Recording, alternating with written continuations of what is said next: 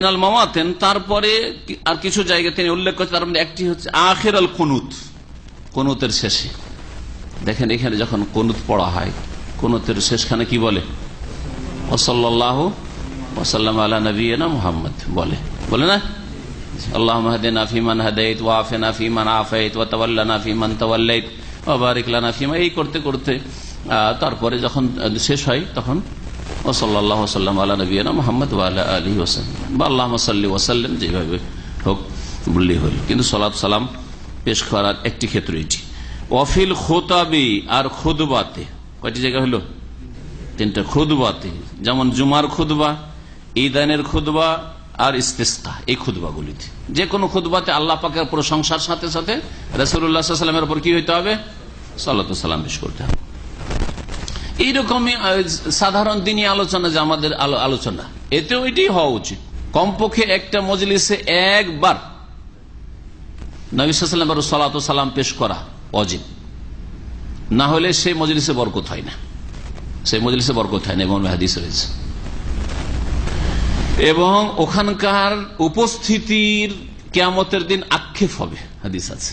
যারা বিনা দরুদে মজলিস শুরু করলো আর মজলিস শেষ করলো, গোটা মজলিস শেষ হয়ে গেল, একটা মিটিং ছিল, বিচার ছিল, সালিস ছিল, মজলিস শেষ হয়ে গেল, আর মজলিসে দরুদ সালাম পেশ করলো না, ইল্লা কানা তিরাতান আলাইহিম ইয়াউমাল কিয়ামা, কিয়ামতের দিন তাদের জন্য আক্ষেপের কারণ হবে, আফসোসের কারণ হবে। তারপরে 4 নম্বর, বাদা ইজাবাতিল মুয়াজ্জিন, মুয়াজ্জিনের আজানের জবাব দেওয়ার পর আজান যখন শেষ হয় তখন কি বলেন?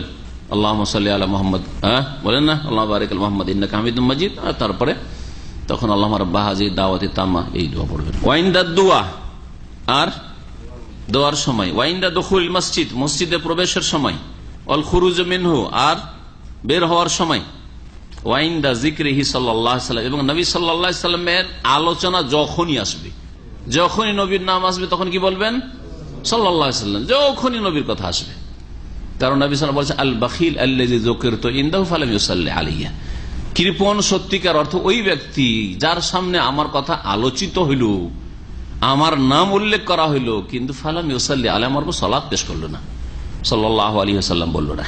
কয়টি জায়গা হইল? 7টি হইল। এই 7টা লেখক উল্লেখ করেছেন। জানাজা উল্লেখ করেছেন, করেননি উনি, তাহলে কয়টা হইল? 8 হইল। জানাজার নামাজে কোন তাকবীরের পরে? একজন বলবেন, দ্বিতীয় তাকবীরের পরে। প্রথম তাকবীরের পরে সূরা ফাতিহা পড়বেন। সূরা ফাতিহা জানাজা পড়বেন না? হ্যাঁ, দেখেন ওখানে সূরা ফাতিহা পড়েন ওরা, ওই সূরা ফাতিহা জানা যায় না, ও দেখেছে সানা পড়ে। আল্লামা নাসির আলবানী রহমাতুল্লাহ খুব মজার কথা একটা লিখেছেন। তিনি বলছে যে হানাফি ভাইরা যেটা হাদিসে, কোন হাদিসে নেই সেটা পড়ে জানা যায়, আর যেটা হাদিস আছে সেটা পড়ে না। এটা জবাব দেন, ওদেরকে দিতে বলেন, জবাব কোথায় আছে? সানা পড়ে, সুবহানাকা পড়ে, সুবহানাকা পড়ে, একটি হাদিস দেখাতে পারবেন না যে জানাজার নামাজে আল্লাহু আকবার তাকবীরে তাহরিমার পরে সুবহানাকা পড়তে হবে, আল্লাহু বাইত বাইনি পড়তে হবে, একটি হাদিস নেই। ওইটা আবার পড়ে ওরা। আর হাদিস আছে আব্দুল্লাহ বিন আব্বাস রাদিয়াল্লাহু তাআলা আনহু থেকে খারা সূরাতুল ফাতিহা, ফাতিহা পড়েছেন, ফাতিহা পড়েন, বলছেন না, ফাতিহা পড়তে হবে না। আর তাদের কেউ কেউ বলেছে ফাতিহা যদি পড়েও সেটা দোয়া করে পড়বে, কিন্তু ফাতিহা পড়বেন। এটা কোথায়? নবীর সাহাবী বলছেন যে এইটাই হচ্ছে নবীর আদর্শ, হাদিস সুন্নাহ, মানে এটা হচ্ছে নবীর তরিকা, নবীর আদর্শ, যে লিতাআলামু আন্নাহা সুন্নাহ, যাতে জানতে পারো যে এটা হচ্ছে নবীর আদর্শ, সূরা ফাতিহা দিয়ে জানাজার নামাজ পড়া। এখানেও ফাতিহাকে অফ করে দিচ্ছেন, তারপরে আপনারা বেশি ফাতিহা করেন। ও বিদাতি ফাতিহা, আসলে কি সেন্সে বলেছিল জানেন? ওই যে ফাতিহা খানি করে, কুলখানি করে, মানুষ মারা গেলে তারপরে কেউ মুরিদরা নিয়ে আসলো খাবার দাবার, একটু নিয়ে আসলে একটু ফাতিহা ফুক ফাঁক দিয়ে দেয়, ওইটা হলো তাদের ফাতিহা, বুঝছেন না? ওই ফাতিহা তারা করে যেটা সহিহ আকীদার লোক করে না, কোরআন সুন্নাহর অনুসারীরা করে না, সৌদি আরবের ওলামারা করে না, এখানকার জনসাধারণ করে না, কারণ বিদআত করে না এরা। আর দরুদ, কোন দরুদ করে না? সৌদি আরবের উলামায়ে কেরাম, এখানকার জনসাধারণ আহলে হাদিস ওলামারা, যে দরুদ বিদআতি দরুদ।